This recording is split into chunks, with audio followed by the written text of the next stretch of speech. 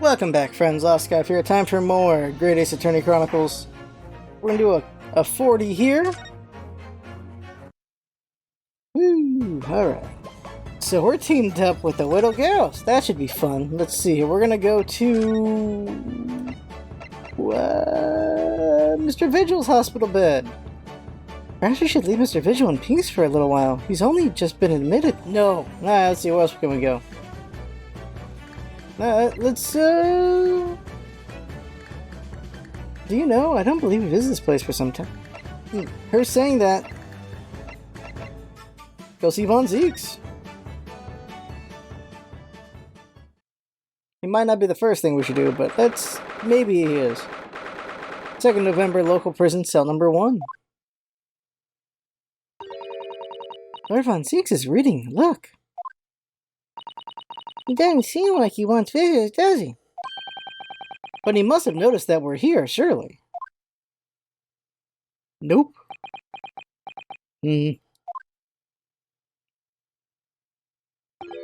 What do you Nipponese want? That's no way to greet the lawyer who's trying his hardest to prove your innocence, is it? Perhaps not. I apologize. What can I do for you, Mr. Nadahodo? Lord Von Zeeks speaking earnestly. Oh, the fog will lift over London for the first time in months tomorrow. This does feel very, very strange.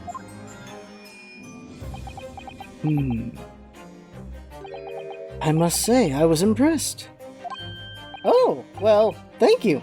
We have beaten him how many times? Not by you, by your fellow Nipponese. Your prosecutor friend. Oh, I see. Yes. It's sardonic, don't you think? For a man such as me, so loathing of the Nipponese, to be entirely at the mercy of the two of you? I suppose. It's retribution for having played the part of the Reaper all these years. Played the part? Converse. The Reaper's identity. You once told me that you gladly allowed people to believe you were the Reaper, because it helped reduce the amount of serious crime that took place in London. Like Batman. If keeping quiet and playing the part benefits the cause, a cause I myself am committed to pursuing, then why would I choose to say anything? This man's had so many voices. But the henchman of a criminal killed by the Reaper attacked you only the other day. And that was just the most recent of many attempts on your life, wasn't it? Someone is clearly profiting from your silence about all this. Someone is using you. Believe me, ever since the Reaper first appeared, I've been doing my utmost to expose him. Or rather, expose the organization. Ah, it's a whole organization? It's inconceivable that all those accidents were orchestrated by one man. No, the Reaper always appears to have very accurate information about the accused in each case. Which can only mean that somebody at Scotland Yard is involved. Someone at... You can't mean... It's taken me many years, but I finally identified the central figure in this Reaper organization. Tobias Gregson. No! Gregson? The Reaper? Gregson's secret. The alibi stuff works for that. So the reason you were investigating Inspector Gregson is because you intended to expose him as the Reaper? As I said, the Reaper of the Bailey is no single person. It's a highly secret organization with close ties to Scotland Yard. But there's no doubt that Gregson was a key member of that organization. I don't believe it. Makes sense, though. Are you saying that Gwegsy, that he was up behind all those awful criminals meeting the... Gregson didn't do the dirty work himself. Oh!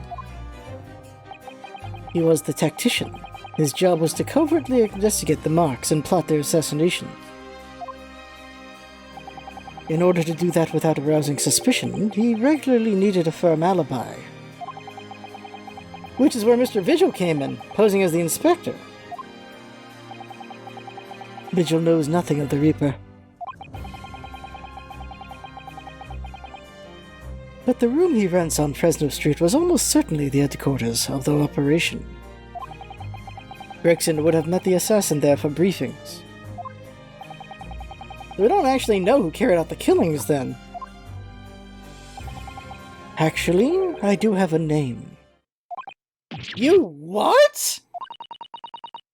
Well, if you can name the man, you have the true identity of the Reaper already, then. Or, if I can name the woman... Oh. She's a young woman by the name of Asa Shin. Wait, what? Shin? Miss Asa Shin. Yeah, the true name of a terrifying killer I know only too well. But she's dead. She came to Japan posing as a visiting student and murdered Dr. John H. Wilson. Then, just when it seemed that diplomatic protection would help her escape Japan and conviction, the mysterious woman was herself murdered in a small summer beach hut. And that woman was actually the Reaper of the Bailey? Or one of them, I guess. But why did she murder him? We still don't know. Mr. Naruhodo, this perhaps isn't the place to discuss. No, of course not. We can't mention it here. The fact that she killed Dr. John H. Wilson. Because Iris doesn't know, and it's very likely that the man was her father. I like that everyone can read his mind except Iris at the moment. Asa Shin. I should let father know at once. Yes, I agree. Problem is, she's dead, so what's that gonna do? I guess there's more than one assassin, obviously. Kazuma, isn't it?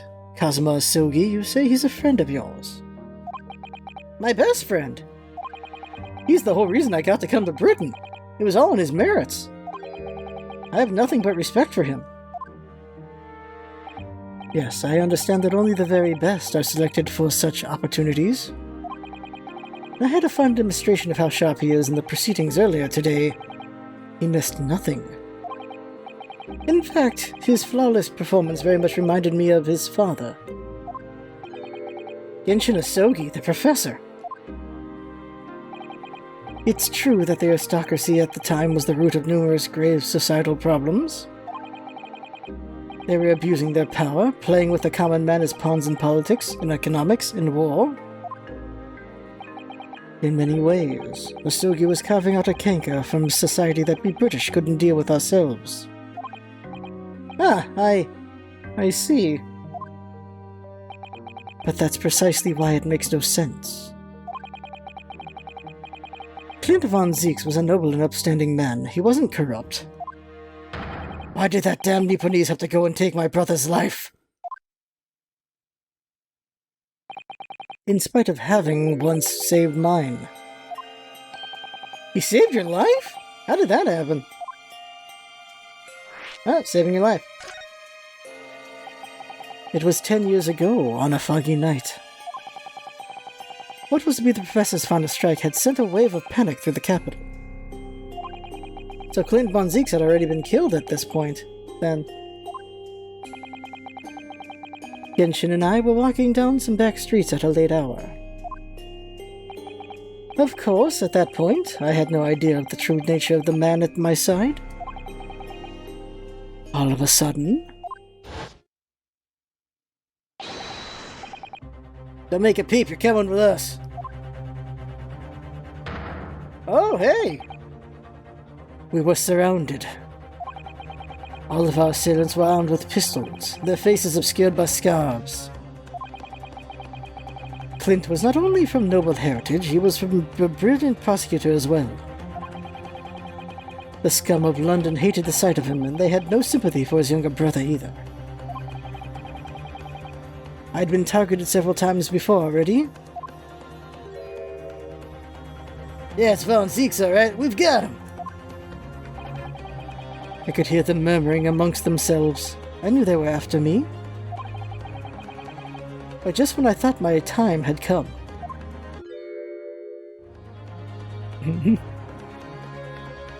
Do I give the father a random voice right now? If I let them kill you, Clint would never forgive me. It was Asogi's voice. Just a whisper in my ear. Bang! After that, I don't remember exactly what happened. The next thing I knew, there was silence all around. Genshin lay on the cobbled street. Blood was seeping from his left hand. He'd shielded me.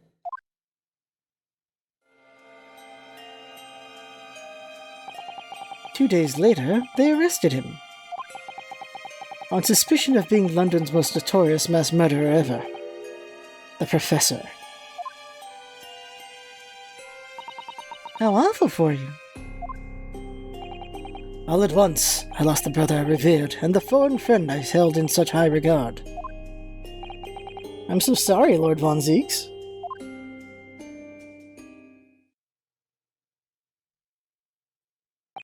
That's the end of my miserable tale. I never thought I'd recount it to anyone. Well, thank you for confiding in me. The fault. The Professor, the Reaper, and Inspector Gregson. I wonder just how intimately related they all are. I still can't quite believe that Gregson was essentially the Reaper, giving assassination orders to Jezzel Brett. Mr. Naruhodo, let's go and inform my father. I'm sure our government will want to hear about this new information. Oh, that means I get to meet your daddy, Susie. Away! Yes, alright. Let's head back to the Great Waterloo Hotel, then. Ta! Moving on. Yeah, so we're gonna go there now? Yeah, let's go there first. Where Mikotoba and Jigoku are.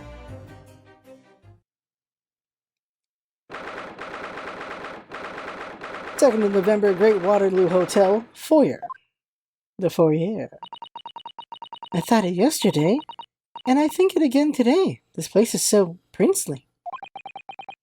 It's a wild guess, but I have a feeling you'll think the same tomorrow, too. My tea has a finer fragrance than whatever they're serving in the tea room here, though, wouldn't you say? Ah, look who we have here. This is an unexpected pleasure. Ah, Father. Oh, is this your daddy, Susie? How lovely. What a charming young lady. And you are... Oh dear. Yep. Ah, really? So you're the author of The Adventures of Sherlock Holmes, are you? That's me. Iris Wilson, at your service, sir. Susie's been such a wonderful friend to me over the last year, you know? Well, Miss Wilson, I must say I read your work regularly with much interest. Iris actually lives with Mr. Sholmes, you know, Father. Is that so? Well, perhaps that goes some way to explaining that bright look in your eyes. Hee. You wouldn't be smiling so airily if you knew just how bright she is, believe me. Now then, young Naruhodo, it was a pleasure seeing you in action earlier. As an invitee of the symposium, I was allowed to observe from the gallery. After I twisted some arms, and I must say, it was a truly exemplary performance. Oh, well, thank you very much. Although I'm fairly sure you admitted by Kazuma on the end there. No, please don't misunderstand. It was you who impressed me. Really? You didn't miss a step against Asugi, and we all know how capable he is. Really, to have matured into such a fine defense lawyer in less than a year is quite extraordinary. It's very kind of you to say. and really nice to hear. What I saw in court today confirmed what I had been hoping for. The favor I mentioned yesterday, Naruhodo. I trust you haven't forgotten. Oh no, you did mention something, didn't you? But first, we have something to report, Father. Of course, of course. Shall we take some tea while we discuss matters further? I wonder where Judge Jigoku has gone to. Converse about the Reaper. Father, do you know about the so-called Reaper of the Bailey? I've heard rumors. Some members of the judiciary explained it all to me yesterday. Of course, when I was a visiting student here in London, the Reaper was yet to emerge. Right, he didn't appear until after the case when the visiting students had already returned home. Lord von Zeeks, who was in the dock today. That was Barok, the younger brother of Clint von Zeeks, I believe. That's right. And he's known throughout London as the Reaper, as you've heard. But the truth is, it wasn't him behind all those mysterious deaths. It was somebody else. I see. So what you're saying is, there's been a professional killer at work here? Exactly. Someone by the name of Assassin. Assassin. Jesus Christ. In fact. I beg your pardon? Did you say assassin? You mean the Jezelbret woman who was responsible for killing my great friend? Oh no, a friend of yours was killed? Don't say it, don't say it! Professor Mikitoba, I think perhaps we shouldn't discuss this right now. Because the friend the professor is talking about is Dr. John H. Wilson. And that's not something we want Iris to find out about, not like this anyway.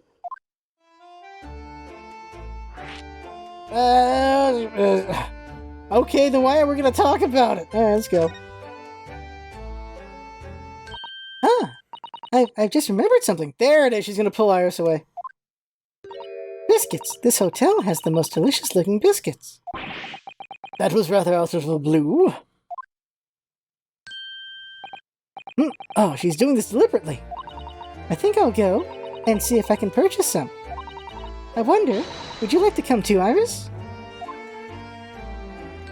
Oh yes. You just try to leave me behind. Off they go. Alright. So that young girl is called Iris Wilson, is she? Yes, that's right. And she's the author of all those adventure stories starring the great Detective Sholmes? But the name of the credited author isn't Iris, is it? It's Dr. John H. Wilson. Yes, I know. That's the name of her father, you see. Her father? Dr. John H. Wilson. I was deeply indebted to the man for all the kindness he showed me during my time in London. That's why I was keen to reciprocate and invite him to the Imperial Yume University 4 years ago.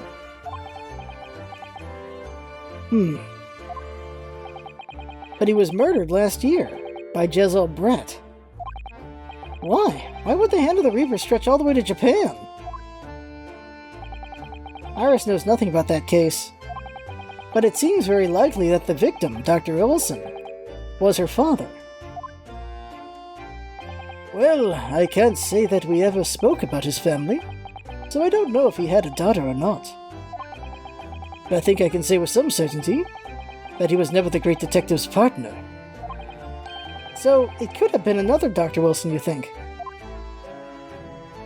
Well, John and Wilson are both common names after all. Still, it's probably best not to mention this to the young lady until we can be sure. That's what we thought, yes. We're back! With cinnamon biscuits! Oh, they smell delicious, Iris. I think cinnamon will go very well with the tea they serve here. Don't you, Susie?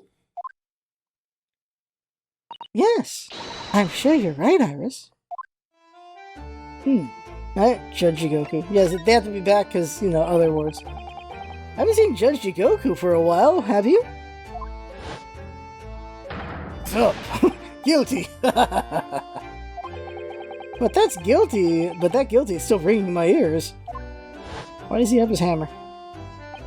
No, now you mention it, I haven't seen him since this morning either. I suppose since the symposium's opening was postponed, we'll have gone to explore at the Great Exhibition. That reminds me of something you mentioned yesterday. About Judge Shigoku having once been in the dock himself. Ah yes, it was all tied up with that accursed trial. The closed trial of Kazuma's father. Seshiro was trying to mitigate Genshin's guilt, so he took to the stand to testify. But he got a little carried away and, actually managed to break the witness's stand. Oh my! He also said some contemptuous words about the British Empire, for which he was charged. Oh dear, although it's worryingly easy to imagine him doing that. Well, it was all alright in the end. He was acquitted and we returned home to Japan together. Thank goodness. Ah yes, talking of Seshiro. I have a copy of the photograph we all took together here yesterday. Please. Will this be relevant? Oh, what a lovely picture. It certainly seems to shout, "We've arrived in Britain." The commemorative photo has been entered into the court record. None of us had any idea what was coming when we took that, didn't we? None of us had any idea what was coming when we took that, did we? No, that's so true. The favor. So, you mentioned a favor that you'd like to ask me? Music's dying, uh-oh. Well, this fateful trial you're fighting. One way or another, it'll be over before long. And when it is, I'd like you to accompany me back to Japan. You want me to do... what? But, Father, what's the meaning of this? Now, Susato, you should understand. You've seen how our courts work firsthand. Japan's judicial system is in its infancy, especially when it comes to defense. Oh, you mean... The Supreme Court of Judicature is in desperate need of a good defense lawyer. As soon as possible, really quite urgently, in fact. But... I've not even been in London a year yet! Is the final case going to be in Japan? I've read all of Susato's reports. I'm well aware of your extraordinary talents. And having seen you in action with my own eyes earlier today, there's no question. You, Naruhodo, are precisely the man our country needs. Huh? How does Phoenix have such a famous ancestor? So you be leaving then, Runa? But then, what am I supposed to do, Father? You came here to serve as Asogi's judicial assistant. Oh yes, she's supposed to be Kazuma's assistant. Our government is still in the process of deciding how best to deal with his situation, though. You've always chosen your own path, Susato. And I trust your judgment. In this matter also. Father! Please, the pair of you, don't look so downcast. It's merely a suggestion, you understand? A hope, if I'm honest, and I won't force you.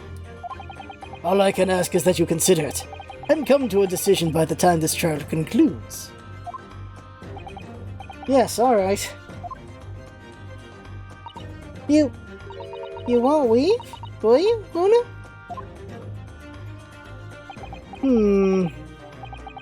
The thought hadn't even crossed my mind. Up until now, I've just been trying to do what I believe to be Kazuma's will.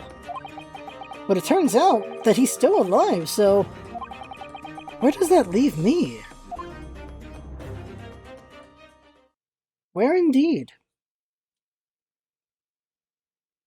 Well, if you'll excuse me now. I need to telegram government ministers and the police in Japan with this information about Asashin.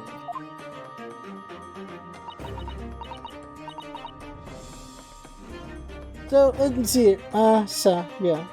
It's Asa. That's how you pronounce the first name. Last name is Shin. So, Asa Shin. Yeah, just lisping into assassin there. Of course, Father, thank you.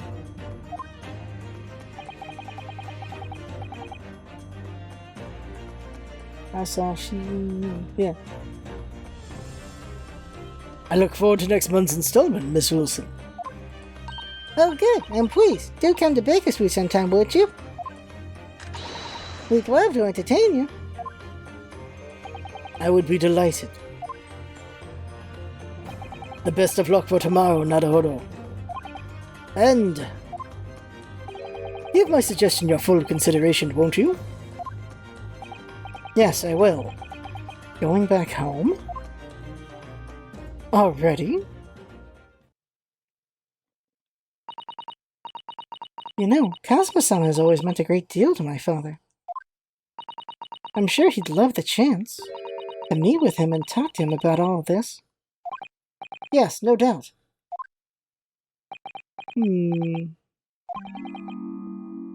Asa Shin.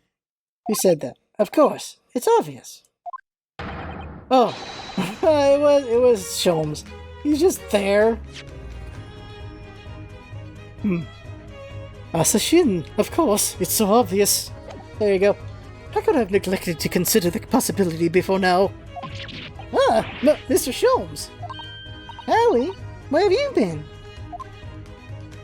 Why, I joined you all for tea, of course. What an extraordinary question. I didn't notice you at all. No matter, no matter. Anyway, to more pressing concerns. Miss Naruhodo. Oh, yes? I must dispatch a telegram to your country at once. It is a matter of great urgency. To Japan, you mean? Tell me, to whom can I entrust the task? Quickly now, who? Ah, well... My father has just now left to send a telegram to the Imperial Police Bureau of Japan himself. I see. Well, he looked reliable enough for a bearded fellow. I don't think what father sports could be considered a beard, Mr. Sholmes. There's not a moment to lose. Kindly ask your trusty unshaven father to see this scent. I will, but what is it? No questions at this time, if you please, Mrs. Otto. All we can do is pray. That for once, my deduction is awry. He's gonna be right for once. Doesn't it imply that your deductions are normally correct, Mr. Sholmes? Which isn't exactly... Now then! You may be surprised to learn that I'm a very busy man. I certainly have no time to hide behind settees and eavesdrop on other people's conversations. So that's what joining us for tea meant. I leave the sending of this in your hands then, my dear fellows. Ah, wait a minute. Mr. Sholmes! He just sort of went off, didn't he? At quite a pace.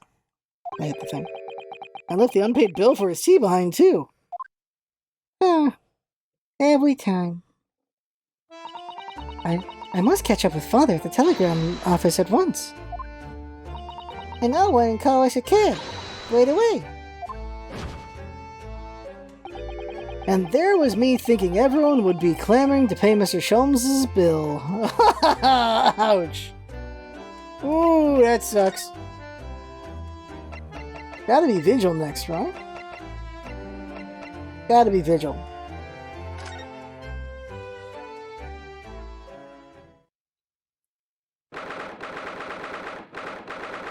Really saves on art if you keep going to the same place, right? 2nd November, St. Cinder's Hospital, Ward 3. This is the ward where Mr. Vigil was brought, apparently. To be frank, I'm a little worried about seeing him again. Ah, the lawyer. Hello again.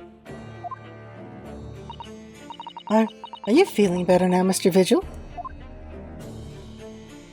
Yes, thank you. Somewhat better. I'm so sorry to have caused you to... I mean, it was because of me. If I hadn't exposed your secret and forced you to remember things you'd obviously tried to forget. The prosecutor was here until a few moments ago, too. You just missed him. So here's a key thing.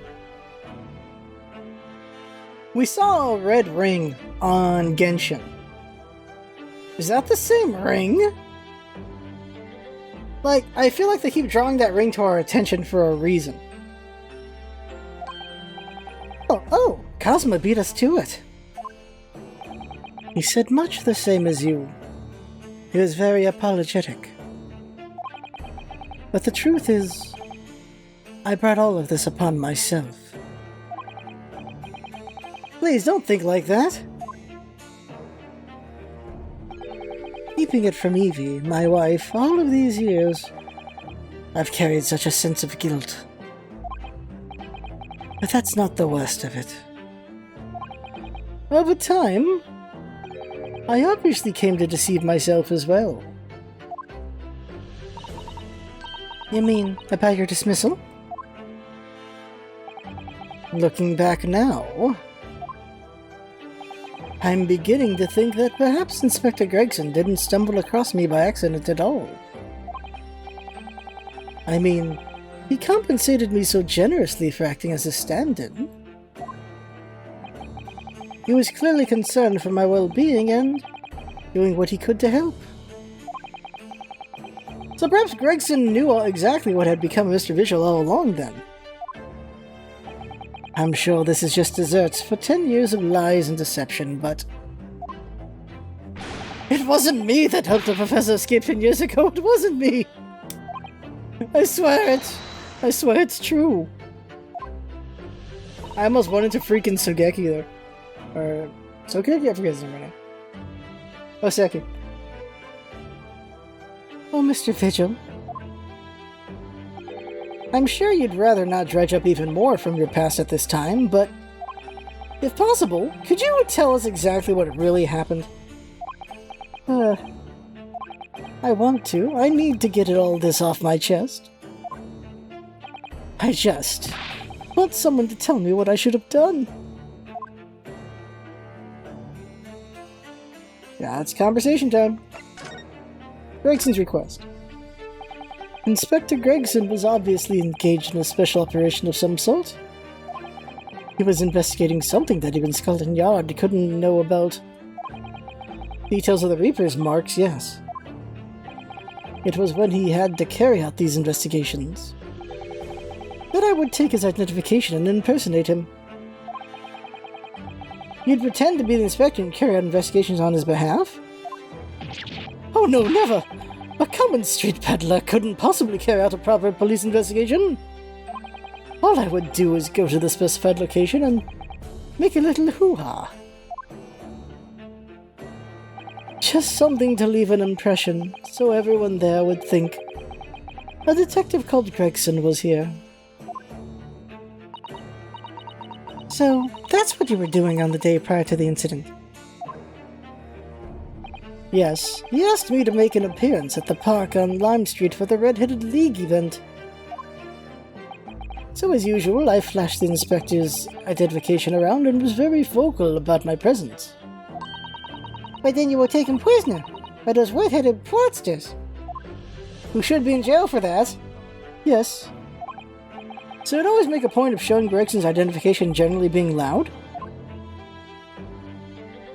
That's what the inspector asked me to do, yes. Well, that's one way of becoming a legendary detective, I suppose. Not a good one, though. And as you know, I suffered this bruising around my neck at their hands. But the following day, they kept their word and released me. Without returning the inspector's identification to you, however. We had arranged to meet in the Fresno Street room at 5 that day so I could report back to the inspector. But at the agreed time, that's when I heard the gunshot. The prison escape. I'm trying to make this guy sad and, like, monotone, but it's hard. It was at midnight on 17th June 10 years ago. That was the time rescheduled for the execution. But the professor's execution never actually took place, did it? Or rather, the execution itself must have been used to effect the plan of escape. I hardly dare to imagine what a chilling plan it was. Berkeley was renowned for being the highest security prison in the country. Everything that went in or out of the place was searched multiple times. But there was one notable exception. Or rather, one notable loophole. Something that was never questioned. I have a feeling I know what that loophole was now. The coffins into which the bodies of the executed convicts were placed, correct? Yes. Once the coroner had confirmed the death of a condemned convict, the body was taken in its coffin for immediate burial in Lowgate Cemetery just behind the prison. The chief warder first had to sign the necessary papers. That'd be him. And after that, no member of staff was permitted to touch the coffin containing the body again. When executions took place, only the executioner and the coroner were permitted inside the chamber. I would wait in the adjacent room for word that the condemned convict was dead. On that occasion, once I had that confirmation, I went into the mortuary to find a lone coffin as usual. The procedure was that I would sign the paperwork, having checked the coffin, then nail it shut. But for some reason that day, the coffin was already nailed shut. No! I didn't think anything of it at the time. I assumed that my deputy must have checked the coffin and nailed it shut before I arrived. So, you mean, the coffin contained... Yes, I can only imagine that Asogi, having escaped his execution somehow, was alive inside the coffin. The coffin was then taken out through the main gates and deposited in Lowgate Cemetery. Presumably there wouldn't have been enough air inside to breathe for long. So in the early hours following the burial, somebody dug up the coffin again to set Genshin free. But in the end, he was fatally shot in the graveyard anyway. What on earth really happened in Lowgate Cemetery that night, I wonder? I'm afraid I really don't know. All I can say with certainty are two things. Asogi couldn't possibly have escaped that way without help from somebody working in the prison. And that somebody was not me. The convict Asogi. Obviously you knew the man then. The professor, I mean. Genshin Asogi. Yes, I remember him well, in fact. Would you mind telling us what you know? Well, having been condemned to death as he was, any contact I had with the man was short, obviously. After that trial, which was carried out behind closed doors, attended only by the elite members of the judiciary, they called for his execution to be carried out at the earliest possible opportunity. The outcome of the trial was set from the beginning, wasn't it? It was a time of delicate diplomacy when Britain and Japan were in the process of signing an important treaty. That meant that this potentially destabilizing case had to be dealt with swiftly and discreetly.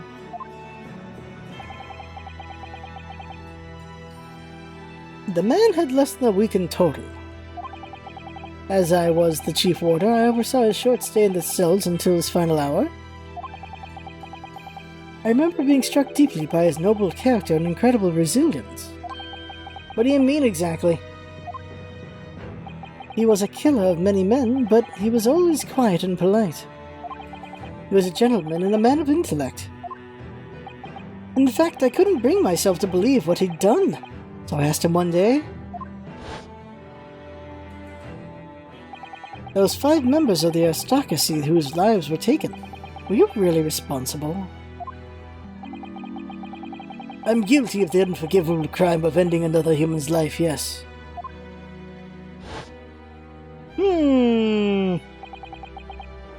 No, how wild would be if Clint was actually the killer and then he killed Clint.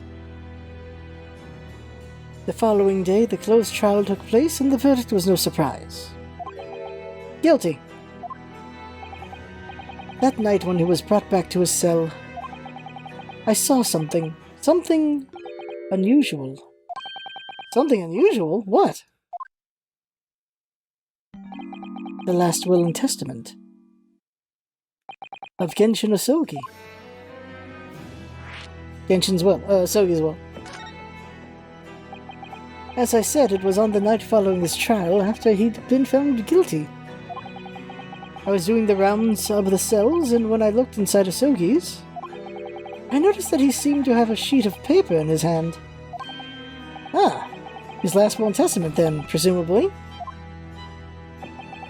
As soon as he noticed me, he hurriedly shoved it behind his back. But why did you find that so unusual? Isn't it normal for a man to pen a will when he knows his death is nigh? Yes, that's true, but there were special conditions to Osogi's incarceration, you see. What sort of conditions? Well, even though he was held in a cell designed for condemned inmates, he was allowed to keep his personal effects with him, with one exception. The sword. Really? He was allowed to keep his things? That is unusual, certainly. Of course, he'd been convicted of killing 5 members of the aristocracy. But at the same time, he was a guest in our country from the Empire of Japan. The powers that be were determined that his final days shouldn't be needlessly uncomfortable. And what was the exception you mentioned to the personal effects he was allowed? That's the point. He wasn't permitted to have writing materials. Oh! Specifically no pens or paper. So, he was prevented from leaving any written record of what had happened to him? Yes, that was the long and short of it. I've no idea where he obtained that paper. Any writing materials would have been confiscated from him upon his incarceration. As I said, he hid the paper behind his back and then he pleaded with me. What did you just hide behind your back? Please, please, turn a blind eye. This is my lifeline. But you know it's against the rules. He's got the ring already, so it's his wedding ring. Okay. You're the only person who's seen. If you just agree to keep quiet. Alright then. But what's on that paper? A last will and testament. This will is the only weapon I have left now.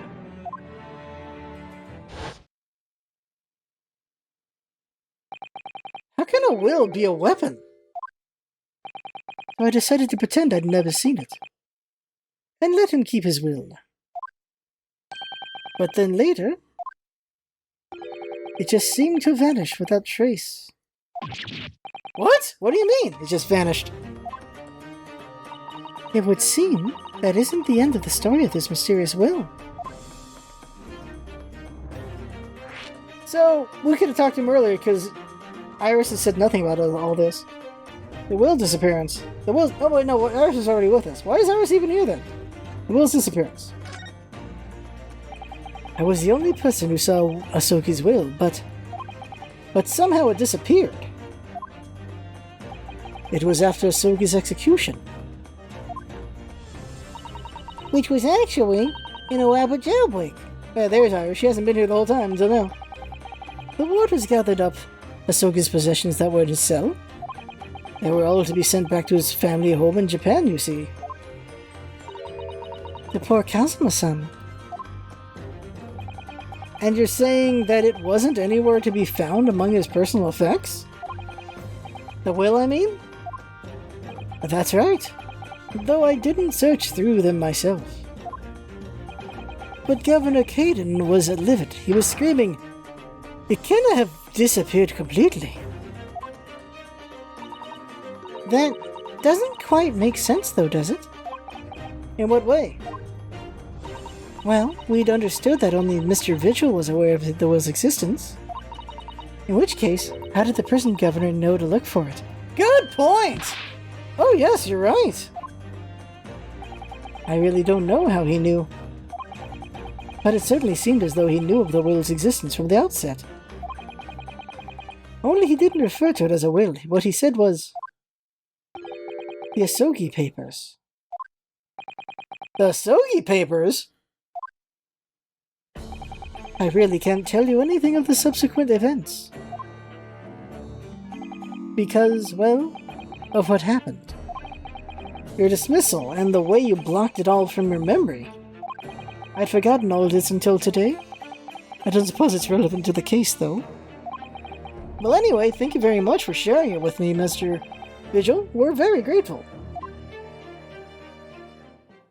And we're going to stop after this break right here. I'm afraid there's really little more I can tell you. My wife Evie will be here shortly, so I do hope I don't appear rude, but... No, not at all. Thank you again. Well, what will become of you now? Well, impersonating a police officer is a criminal offense, of course. I imagine that once I'm fully recovered, I shall be arrested. I'm so sorry.